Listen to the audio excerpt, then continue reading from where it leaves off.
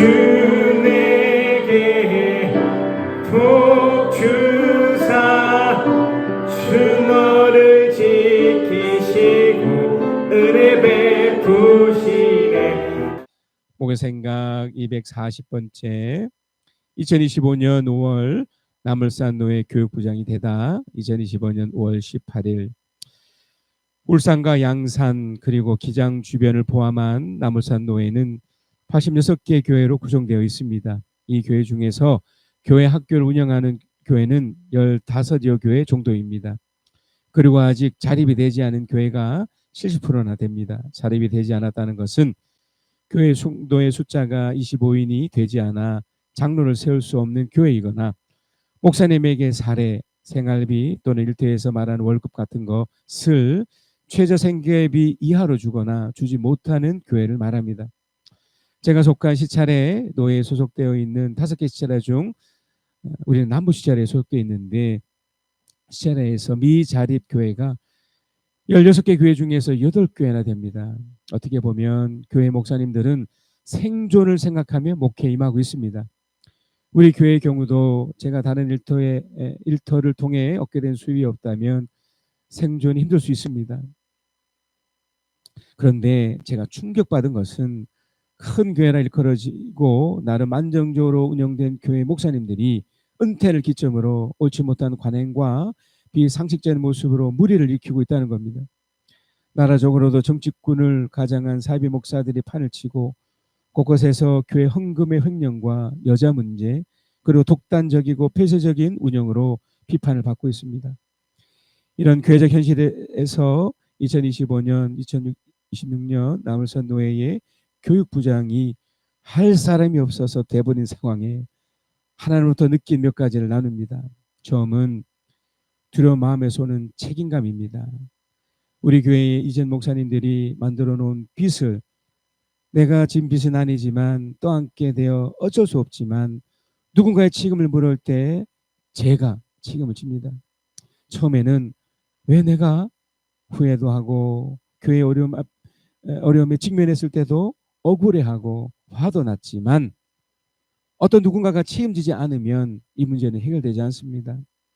그 책임을 떠안게 되었습니다. 그러나 처음 우리 교회에서 느낀 그런 부정적인 감정은 남울산 노예 교육부에서는 없습니다. 단지 안타깝고 아쉬운 마음과 어떻게든 내가 있는 동안 우리 교회를 향한 하나님의 마음처럼 남울산 노예 교육부가 약간의 돌파구가 되길 바랄 뿐입니다. 그래서 간절해집니다. 그래서 절실하게 우리 교회를 살리시듯 내가 책임으로 있는 이 모임이 회복되고 다음 사람에게 잘 흘러가기를 원합니다. 그래서 우리 성도님들의 기도와 관심과 응원이 필요합니다. 우리 교회의 소용돌이 속에서도 묵묵히 저를 믿고 따라준 여러분이었기에 지금도 힘들 수 있겠지만 회복되어 극복되었습니다. 교육부 주관으로 4개의 큰 행사가 있는데 참석해 주시고 응원해 주시고 함께 위기의 순간을 돌파합시다. 두 번째는 책임을 완수했을 때의 보상에 대한 기대입니다. 눈에 보이지 않는 하나님이 우리 교회를 살리려 몸부림치고 나름의 노력을 했을 때 하나님은 잊지 않으셨습니다. 또 다른 더 위에 그리고 저희 가정에 부흥과 기적으로 임해 주셨습니다. 그리고 남겨진 성도들에게 복을 부어 주셨습니다. 지금도 목회 철학의 1순위가 안식의 삶이듯이 하나님은 나와 우리 성도들을 보상하셨고 보상하고 계십니다.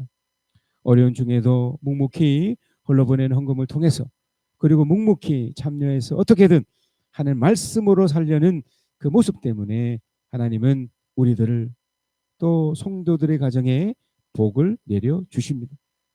그래서 교육부에 소속되어 있는 다른 교회 성도분들도 하나님의 보상을 누렸으면 합니다. 교육부 상황이 정말 열악합니다. 모이기도 쉽지 않고 세상의 학교도 문을 닫는 판에 교회 학교는 더욱 힘들어지고 있습니다.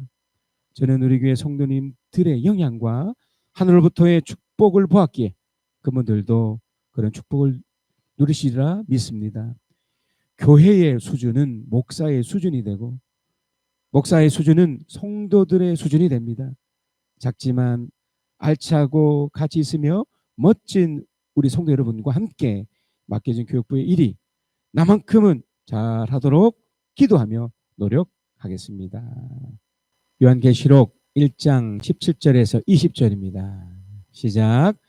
그를 뵐 때에 내가 그의 발 앞에 엎어져서 죽은 사람과 같이 되니 그가 내게 오른손을 얹고 말씀하셨습니다.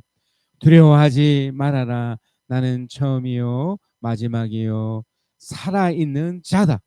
나는 한 번은 죽었으나 부활하 영원무궁하도록 살아있어서 사망과 지옥의 열쇠를 가지고 있다. 그러므로 너는 네가 본 것과 지금의 일들과 이 다음에 일어날 일들을 기록하여라.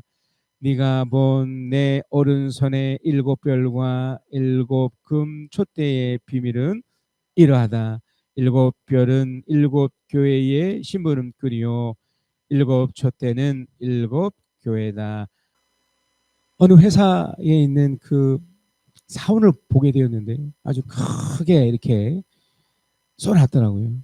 제가 막 비가 오고 있는 중이지만 제가 그걸 이제 사진을 이렇게 찍어서 그것을 너무 약간 그 내용이 너무 좋았습니다. 자, 그 내용이 어떤 내용이냐면 이 내용이었습니다. 그 사진을 보면 우리 회사는 당신이 다치시면서까지 해야 할 중요한 일이 단 하나도 없습니다. 놀랍지 않습니까? 이게 그 울산 동구의 현대 일렉트릭이라는 그 회사의 이게 사원이에요. 제가 비 오는 중에 제가 이걸 딱 찍었는데 어떤 생각이 드세요? 그러니까 두 가지 의도가 있는 거죠. 그러니까 당신이 소중하다는 거죠. 그리고 일을 최선을 다하고 열심히 하는 건 좋지만 우선순위는 당신의 건강과 함께하는 가족들과의 행복입니다. 이런 느낌인 거죠. 그러니까 이 회사를 운영하는 분이 참 이렇게 상식적인 것 같아요. 적절하신 것을 사원으로 하셔서 여러분 우리 인생 속에도 그렇지 않겠습니까? 하나님이 특히 이제 신앙을 가지며 우리가 살아가는데 여러분 앞에 어떤 어려움이 직면하고 불행 같은 것이 딱 흘러갈 때 어떻게 하나님이 나에게 이렇게 할 수 있을까 의문이 들지 않습니까? 근데 하나님도 이 회사의 이 사장님처럼 다치면서까지 그렇게 어려움을 겪게 하면서까지 나는 그렇게 하지 않았다는 것을 말씀하신 것 같습니다. 오늘 본문에 나타난 이 사도 요한의 경우도 그렇습니다. 이 글을 쓴 이 시기가 90대의 노인입니다. 그런데 그에게 아주 끔찍한 일을 겪게 되는 거죠. 얼마나 가슴 아프고 힘들었겠습니까? 요한계시록 1장 9절에서 11절입니다. 예수 안에서 여러분의 형제요 예수 안에서 환난과 그 나라와 인내에 여러분과 더불어 참여한 사람이 나 요한은 여기서 중요한 표현이 환난이에요. 그리고 이 기록을 썼던 당시가 90대에 정말 노년에 그 당유로 치면 있을 수 없는 나이죠. 그 장수를 했지만 그 노년에 이분이 지금 환난을 아주 끔찍한 경험을 하고 있는 겁니다. 하나님의 말씀과 예수에 대한 증언 때문에 그것도 다른 이유가 아니에요. 뭐 이분이 어떤 불법을 행했다든지 또는 어떤 비인격적이고 비상식적인 행동을 했더라면 또 이해가 되지만 단지 신앙인으로 사는 거 그 전부예요. 그런데 반모라는 섬에 갇혀 있게 되었습니다. 일단 여러분 얼마나 가슴 아픈 일입니까? 그 노년에 뭔가 이렇게 도움을 받고 뭔가 존경과 좋은 대가를 받아야 될 이분이 그 마지막에 이런 비참한 형국이 돼버린 거죠. 분명 이 일을 통해서 우리는 한 가지 중요한 것을 발견할 수 있습니다. 야, 인생이 고달픈 거구나. 90이 넘은 이 시기에 이렇게까지 되리라고 누가 알았겠습니까? 근데 현실은 반모선의 섬에 갇혀있는 신세가 된 거예요.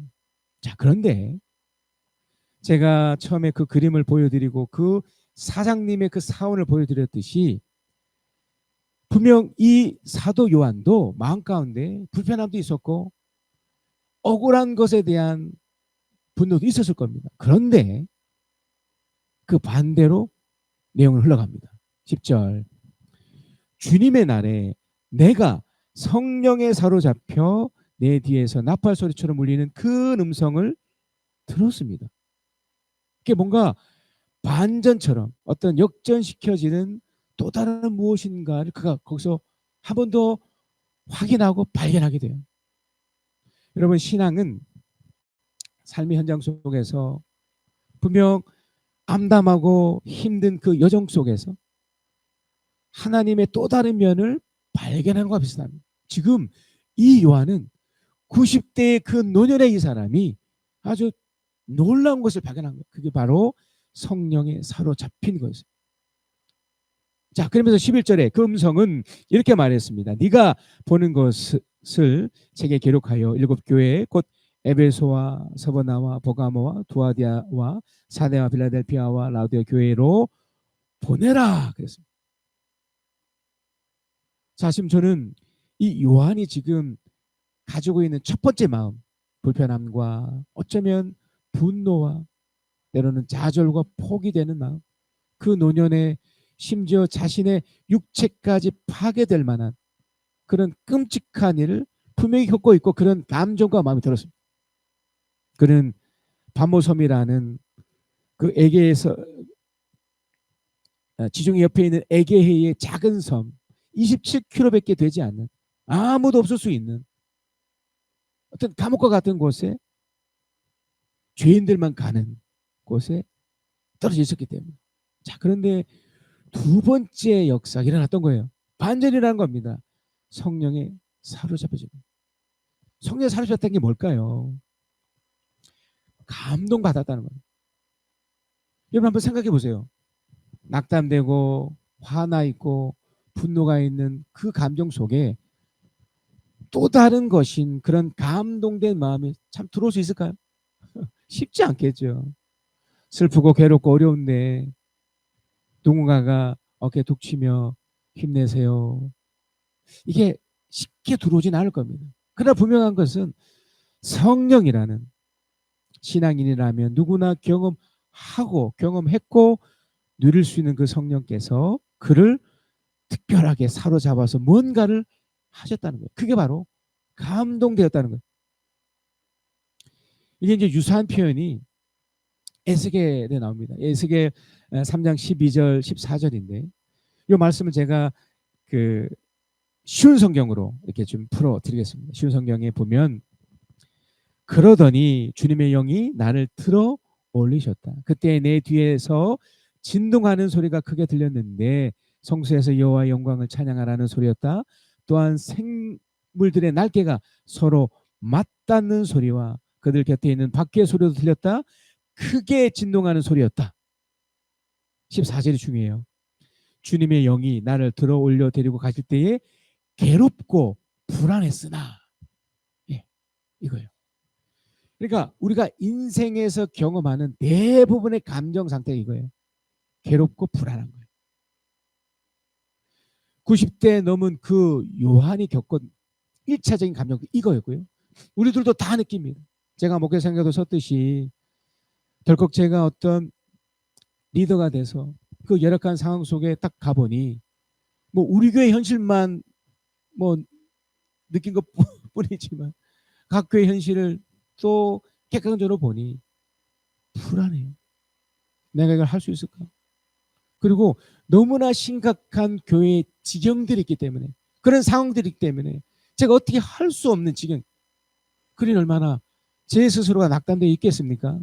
또 그걸 통해서 얼마나 많은 분들도 그 교회 분들이겠지만 얼마나 불안하며 화가 나고 불편하고 어쩌면 교회를 깨야 되는 그런 것까지 되는 거죠. 자, 그런데 괴롭고 불안했으나 여호와의 강력한 손이 나를 잡고 계셨다. 이게 성령에 사로잡히다는 것은 바로 이 영역 속에 들어가는 거예요. 분명 불안하고 괴로운데 뭔지를 모를 그런 성령이 나를 그 반대적 감정으로 휘어잡았다는 거예요. 그걸 이제 신약에서는 이렇게 표현합니다. 사도행전 22장 17절에 그 뒤에 내가 예루살렘으로 돌아와서, 이게 바울이거든요. 성전에 기도하는 가운데 황홀경에 빠져. 그래서 여러분이 황홀경이라는 걸 오해하지 마십시다. 이것은 어떤 이상한 물질을 먹거나 어떤 이상한 약을 먹어서 어떤 이상한 상태가 되는 어떤 신비로운 체험을 했던 것과 차원이 다른 겁니다. 눈이 부시게 찬란하거나 화려한 그 경치를 바라볼 때 느끼는 그 감정, 감격스럽고 놀라울 정도로 정신이 이렇게 어지러울 정도로 느끼는 것이, 이게 황홀경이라 하거든요. 저는 지금 요한이 경험했을 첫 번째 감정을 뒤엎는 두 번째의 감정을 설명드리고 있습니다.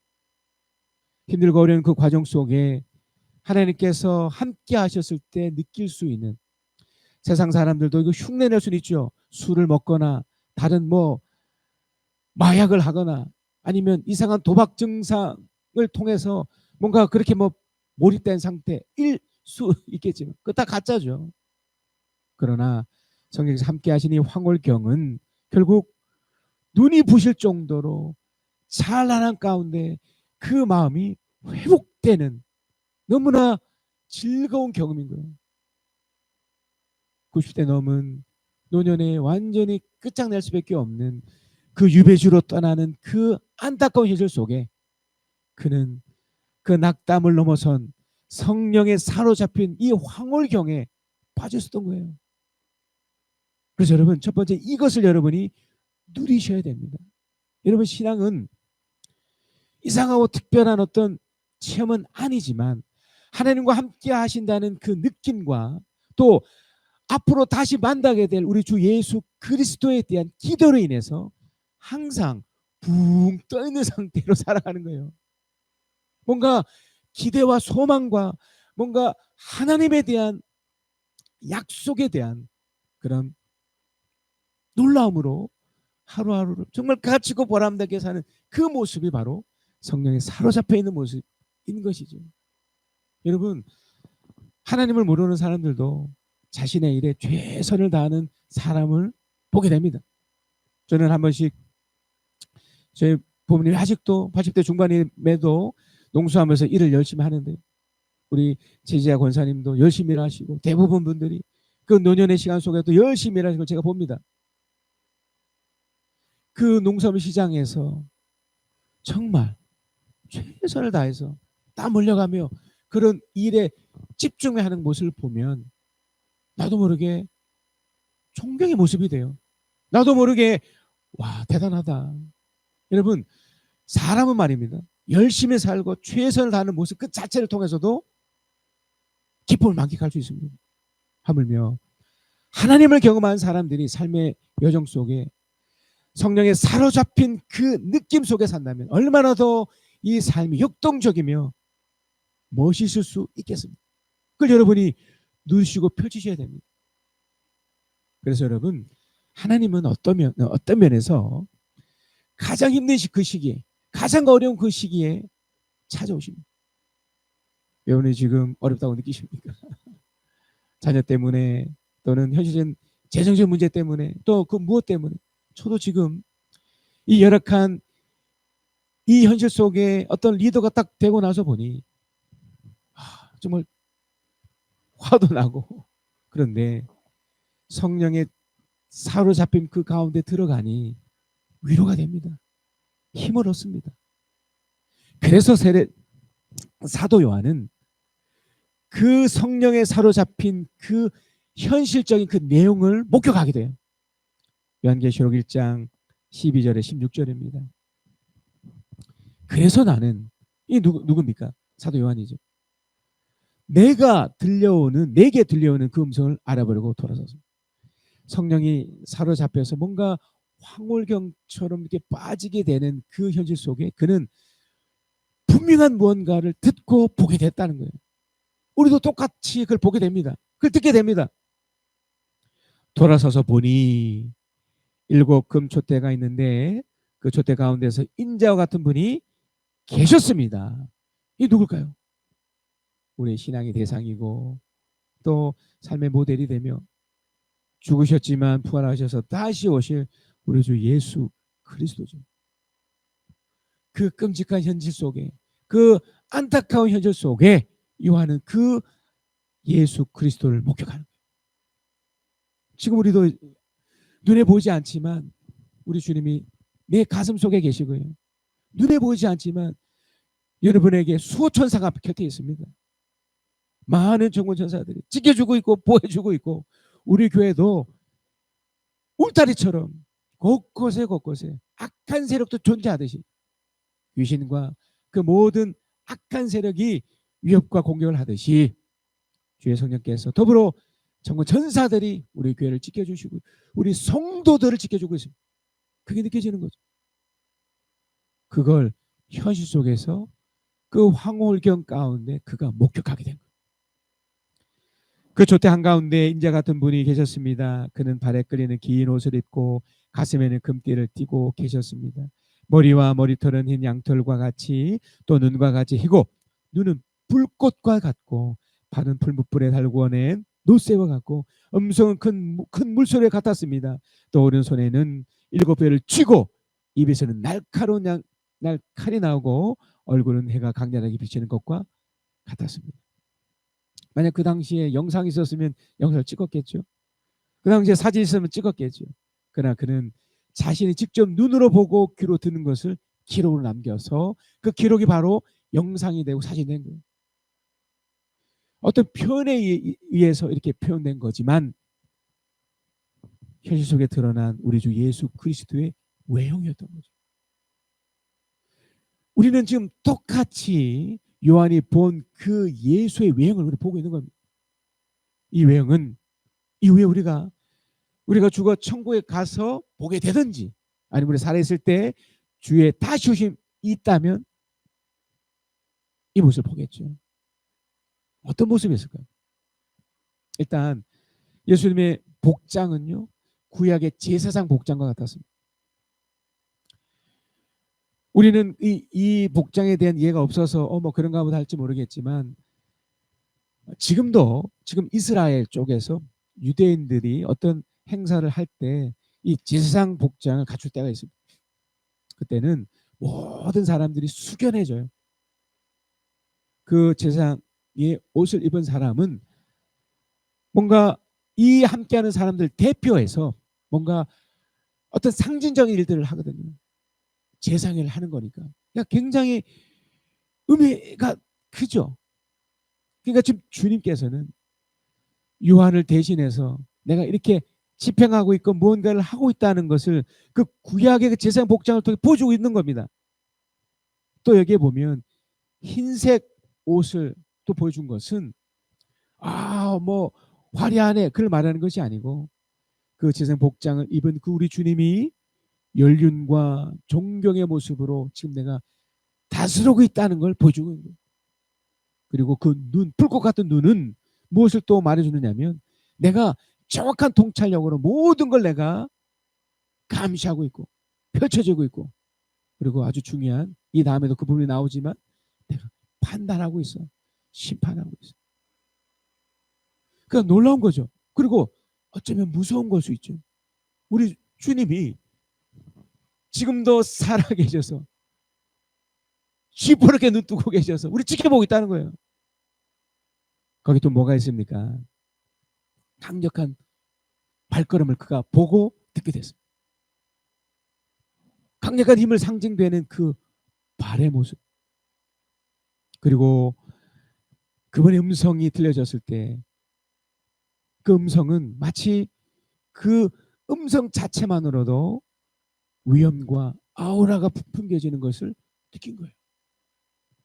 여러분, 사람의 음성도 여러분이 지금 제 음성을 듣고 있지만 어떻게 듣고 있습니까? 아, 그냥 목소리네. 그런 어떤 분에게는 내가 결코 하나님은 아니지만 이 시간만큼은 하나님 대신에 사는 것이니 아, 하나님의 음성과 같구나. 와, 두렵다. 와, 놀랍다. 때로는 뭐 아무것도 아니네. 반응일 수도 있겠지만 요한은 느낀 거죠. 와, 무섭다. 너무나 강렬하고 엄청난 음성이구나. 더군다나 그의 오른손에는요, 그 권능의 손에는 7별을 쥐고 있다고 했어요. 그 7별은 우리가 눈에 보는 그런 어떤 스타가 아니라 요한은 감지했던 거죠. 보는 줄 느낀 겁니다. 아, 하나님의 사람을 말하는 거구나. 그 사람들을 주님이 쥐고 있다는 것은 내가 강력하게 붙들고 있다. 그리고 영광스러움이 당신의 얼굴 속에서 드러나는 것을 본 거예요. 여러분, 여러분이 주님께 기도할 때 예수 그리스도 이름으로 기도한다고 하지 않았습니까? 그 기도의 내용이 바로 이 주님의 이 모습을 향해 하는 거예요. 또 이 모습을 통해 나타나는 이제 두 가지를 통해 또 말하는 거죠. 양날 칼이 나오고, 좀 전에도 표현 드렸지만 입에서 칼이 나오는데 그 음성 속에 어느 한쪽에는 축복의 모습으로, 또 한쪽은 저주와 심판을 통한 하나님의 처단의 모습으로. 무서운 거죠. 그러나 좋게 받아들이는 쪽 어떻게 됩니까? 축복이 되는 겁니다. 그러면서 그가 뭘 느꼈겠습니까? 이 엄청난 광경 앞에 뭘 느꼈겠습니까? 우리도 마찬가지입니다. 여러분이 툭툭 하는 그 기도 아무것도 아닌 것 같습니까? 아닙니다.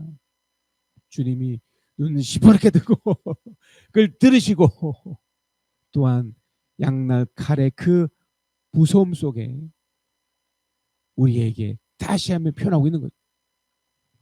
그러자 어떤 반응을 보일까요? 계시록 1장 17절 18절입니다. 그를 뵐 때에 똑같습니다. 우리도 이미 성령에 사로잡혀 있는 상태인데 두 가지 모습이 된 거예요. 내가 그의 발 앞에 엎어져서 죽은 사람과 같이 되니. 첫 번째는요, 압도된 상태예요. 여러분 이런 경험 있으십니까? 너무나 센 사람을 만나면 이게 압도되잖아요. 최근에 제가 그 맞은편에 있는 이 골프존에 이제 주인이 또 바뀌었는데, 이제 일상적으로 볼 수 없는 차였습니다. 큰 차, 이게 외제차 같은 개조했던 차 같은. 그 차에서 어떤 사람이 툭 내리는데, 글쎄요, 뭐 사람마다 다를 수 있는데 저는 이 사람의 그 차와 그 모습에 압도됐어요. 그냥 딱 얼어붙었습니다. 와, 뭐지? 이 아우라는 뭐지? 그러니까 뭔가 어떤 능력에 의해서 짓눌러지고 꼼짝 못하는 상태예요. 여러분, 사람도 그럴진데 하물며 하나님께서 당신 하는 일 속에 우리를 압도시키지 않으시겠습니까? 정말 여러분의 주님을 제대로 만나면 이 압도된 경험이 정말 많이 생깁니다. 아니, 어떻게 이런 일이 가능할까? 지금 이 요한의 현실 앞에 90이 넘어서 어쩌면 낙담되고 끝장내서 참혹한 현실 속에서 우리 주님을 만났는데, 그 주님이 성령에 사로잡혀 그 황해골 속에 이 요한을 압도시키고 있었던 거예요. 놀랍지 않습니까? 그 압도된 채로 죽은 상태가 된 거예요. 근데 두 번째, 이것은 끝이 아니죠. 와, 무섭네, 아 두렵네, 이게 끝이 아니고 그가 내게 오른손을 얹고 말씀하셨어요. 저도 축복기도 할 때 때로는 머리에 때로는 어깨에 손 얹어서 할 때, 여러분 인간의 기도라고 하지 마세요. 하나님이 때로는 사람을 통해 직접 그 음성을 들어주시지만 때로는 목회자를 통해 기도 흘러가게 합니다. 압도된 그 몸을 통해서 주님께서 그 두 번째 말씀하시는 위로를 주기 위해서, 응원하고 축복하기 위해서 두려워하지 말아라. 내가 처음이요 마지막이요 라고 말씀하시는. 그러니까 압도된 상태에서 두려움만 있었던 것이 아니라 하나님의 충격적인 위로를 경험하시는 거예요. 그걸 누렸던 거예요. 최근에 저도 주어진 일로 인해서 참 낙담이 되고 내가 이걸 왜 했지? 이런 낙담이 있음에도 주님 앞에 이렇게 머물러 있을 때 주의 성령께서 내 마음을 위로하시면서 제가 눈물이 났습니다. 사랑하는 아들아, 두려워하지 마라. 나는 처음이요 마지막이다. 내가 너에게 처음에 있었을 그것도 내가 너와 함께하고 있었고, 그 과정 속에도 내가 너와 함께하고 있었고, 네 마지막에도 내가 너와 함께하고 있을 터이니 두려워하지 마. 내가 너를 세웠고, 내가 너를 이끌어줬고, 내가 너에게 모든 걸 베풀어 줄 거야. 요한에게, 저에게, 지금 이 예배에 참석한 여러분에게 동일하게 말씀하고 있는 겁니다. 여러분 이걸 받으셨으면 좋겠습니다. 그러면서 주님이 이렇게 얘기하십니다. 18절에 나는 살아있는 자다. 어제로 끝장난 게 아니고 뭐 미래에 물론 오시겠지만 나는 살아있는 자다. 나는 한 번은 죽었으나 2000년 전이죠. 우리를 대신해서 십자가에 죽으셨지만 보아라 영원 무궁토록 살아 있어서 뭘 하겠다는 거죠? 사망과 지옥의 열쇠를 가지고 있다. 나는 살아있기 때문에 어떤 열쇠가 된다는 거예요. 여러분 열쇠가 뭡니까? 자물쇠를 여는 도구잖아요. 뭔가 갇혀있고 뭔가 끝장나는 그것에 그 열쇠를 열어서 문이 열리는 것과 똑같은 거잖아요. 우리 주님이 내 인생의 현실 속에 참담하고 암담한 누가 봐도 이건 말도 안 되는 곳 속에 내가 들어있을지라도 열쇠를 주셔서 그걸 풀 수 있도록 해주셨다는 거예요. 물론 반대도 있죠. 사망과 지옥일 수도 있지만 그 반대입니다. 축복의 열쇠도 막으셨다는 거죠. 그래서 주님이 요한에게 결론적으로 이렇게 얘기하십니다. 요한계시록 1장 19절 20절입니다. 그러므로 너는 네가 본 것과 이 본 게 뭐예요? 아, 뭐 환상이네 이런 게 아니고 하나님에게 우리 주 예수를 통해 압도된 그 황홀경 속에서 위로받고 또한 응원받으며 남겨진 시간 속에서 제대로 살며 기쁨과 축복 속에 살 수 있다는 것을 확인한 것 바로 이거예요. 네가 본 것과 또 뭡니까? 지금의 일들과 이 다음에 일어날 일들을 이것도 다 마찬가지예요. 우리는 불확실한 미래 속에 살고 있지만 우리는 확실한 미래를 알고 있지 않습니까? 궁극적으로 우리 주님의 따주심이지만 그 전까지 엄청난 유혹과 엄청난 위협이 있을 겁니다. 아니 지금 진행되고 있지 않습니까? 그러나 내가 너희들만큼은 여러분 각자 한 사람 한 사람만큼은 내가 널 도와줄 거고 그래서 두려워하지 마. 그걸 너희들에게 다 알 수 있도록 기록을 통해 알려주겠으니 20절입니다. 네가 본 내 오른손의 7별과 7금족대의 비밀은 이러하다. 우리를 향해 하는 말씀이에요. 7별은 7교회의 신그룹꾼이다. 7초된 7교회다. 이 신그룹꾼은 누구냐면 천사들이에요. 눈에 보이지 않지만 우리 성령과 더불어 제가 좀 전에 설명드린 것처럼 다 막아주겠다는 거예요. 위협과 공포스러운 그런 유혹 속에도 내가 도와주겠다. 천사들을 보내서 풀어주고 이끌어주겠다. 누구에게요? 7교회. 바로 우리 각자에게 그렇게 해주겠다는 겁니다. 여러분 제가 처음에 어떤 사진을 설명해 드리면서 우리 회사에서는 당신이 다치면서까지 해야 할 중요한 일이 단 하나도 없습니다 라고 했던 걸 여러분 기억하실 겁니다. 우리 주님은 여러분을 힘들게 하면서까지 고통을 주면서까지 어떤 일을 시켜본 적도 없고 그렇게 하지 않으시고 오히려 우리가 다치지 않도록 격려하시고 위로하시고 축복하시고 펼쳐지도록 인도하시리라 믿습니다. 그렇게 하실 것입니다. 결론입니다. 여러분 함께 이 고백을 하십시다. 사도 요한입니다. 우리 함께 읽겠습니다. 시작. 사도 요한이 반모섬에 유배되었지만 예수님은 지금도 살아 계셔서 바로 이곳에서 요한에게 한 것처럼 나에게도 앞으로 일어날 일들에 대해 위로의 말씀으로 감동 주십니다. 신랑 대신 예수께서 다시 오실 때 밝은 등불 들고 나갈 준비 됐느냐. 주를 나와 맺으라고 등질 때 기뻐하며 주를 맞이할 수 있느냐. 항상 깨어 기도하며 거룩한 길을 준비하지 않고 주를 맞지 못하리. 그날 밤에 영화로운 노는 잔치에 기뻐하며 할렐루야 부르리. 그날 밤에 주님 맞을 등불이 준비됐느냐.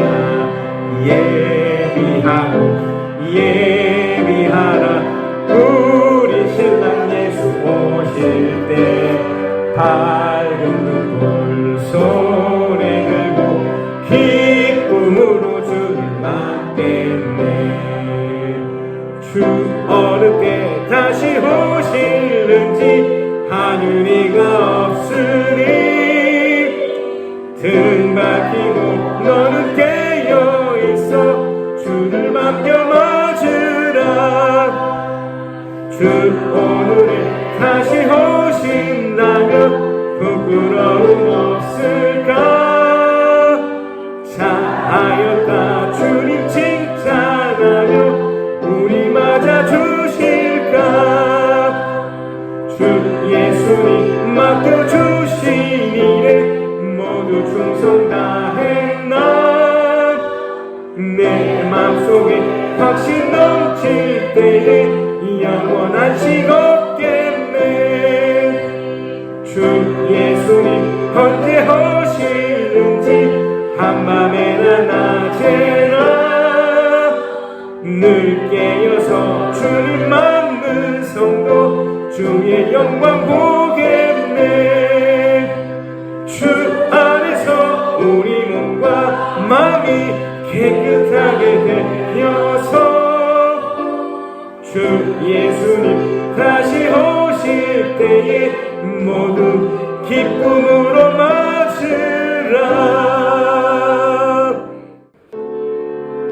잠시 세상에 내가 살면서 항상 찬송 부르다가 날이 저물어오라 하시며 영광 중에 나아가리. 열린 천사 거부으면서 나의 갈길 나간 후에 주의 품 안에 내가 한기여 영원토록 살리로다. 나의 가는 길 멀고 험하며 산은 높고 고른 길도 고난 나의 오실 것 없어도 복된 날이 밝아오리. 한숨 다쉬고 슬픔 없는 날 하며 기다리니 주를 배울 때 넘치리라. 열린 천국 문 내가 들어가 세상 짐은 내려놓고 빛나 멸류관 바다 세고서 주와 함께 길이 살리.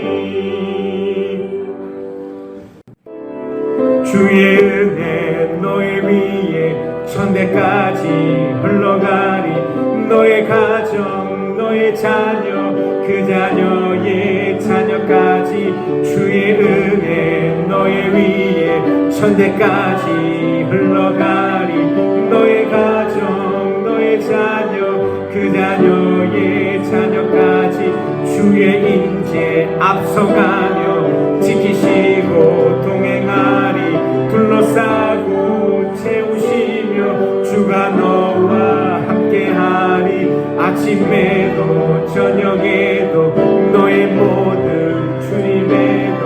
슬플 때도 기쁠 때도 주님 너를 위하시네 위하시네 위하시네 위하시네 위하시네 위하시네 위하시네